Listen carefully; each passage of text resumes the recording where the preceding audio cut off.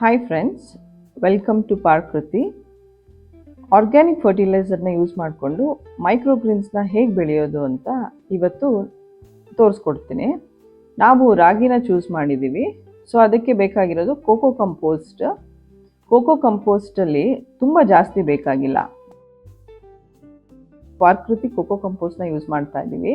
Just 1 layer ಆದರೆ ಸಾಕು. So ಹಾಗಾಗಿ 1 ಲೇಯರ್ ಥರ ಮಾತ್ರ ನಾವು ಕೋಕೋ ಕಂಪೋಸ್ಟ್ನ ಯೂಸ್ ಮಾಡ್ಕೋತಾ ಇದ್ದೀವಿ. ಅದನ್ನ ನೀಟಾಗಿ ಸ್ಪ್ರೆಡ್ ಮಾಡ್ಕೋತಾ ಇದ್ದೀವಿ. ಸ್ಪ್ರೆಡ್ ಮಾಡಿಕೊಂಡು ರಾಗಿ ಅದನ್ನೇನು ನೆನೆಸೋ ಅವಶ್ಯಕತೆ ಇಲ್ಲ. ಅದನ್ನು ಸುಮ್ಮನೆ ಈವನ್ನಾಗಿ ಉದುರಿಸ್ಬೇಕು. ಸುತ್ತ ಕೋಕೋ ಕಂಪೋಸ್ಟ್ ಎಲ್ಲೆಲ್ಲಿದೆ ಸುತ್ತ ಉದುರಿಸ್ತಾ ಇದ್ದೀನಿ. ಕಂಪ್ಲೀಟಾಗಿ ಅದೆಲ್ಲ ಕವರ್ ಆಗೋ ತನಕ, ಸ್ಪ್ರೆಡ್ ಮಾಡೋ ತನಕ ನಾವು ಯೂಸ್ ಮಾಡ್ಕೋಬೋದು ರಾಗಿ. ಮತ್ತು ರಾಗಿ ಬೇಗ ನಮಗೆ ಮೊಳಕೆ ಬರುತ್ತೆ. ಸೊ ಹಾಗಾಗಿ ಅದು ತುಂಬ ಟೈಮ್ ತೊಗೊಳ್ಳಲ್ಲ.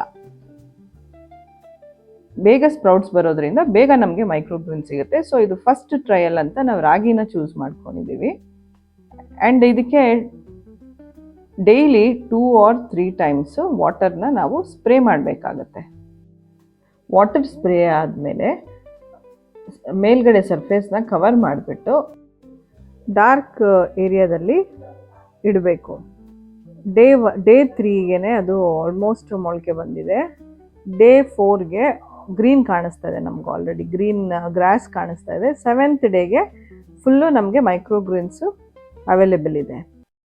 ಮೈಕ್ರೋಗ್ರೀನ್ಸ್ ಗ್ರೋ ಮಾಡಬೇಕಾದ್ರೆ ನಮಗೆ ಕಂಡಿದ್ದ ಡಿಫ್ರೆನ್ಸು, ಕೋಕೋ ಕಂಪೋಸ್ಟ್ ಯೂಸ್ ಮಾಡಿ ನಾವು ಮೈಕ್ರೋಗ್ರೀನ್ಸ್ ಬೆಳೆಯೋದ್ರಲ್ಲಿ ಫಾಸ್ಟ್ ಗ್ರೋತ್ ಇದೆ. ವಿತೌಟ್ ಯೂಸಿಂಗ್ ಕೋಕೋ ಕಂಪೋಸ್ಟು ನಾವು ಸ್ಲೋ ಗ್ರೋತನ್ನು ಅಬ್ಸರ್ವ್ ಮಾಡಿದ್ವಿ. ಸೊ ಕೋಕೋ ಕಂಪೋಸ್ಟ್ ಯೂಸ್ ಮಾಡೋದ್ರಿಂದ ರಿಸಲ್ಟ್ ಚೆನ್ನಾಗಿ ಸಿಕ್ಕಿದೆ ನಮಗೆ.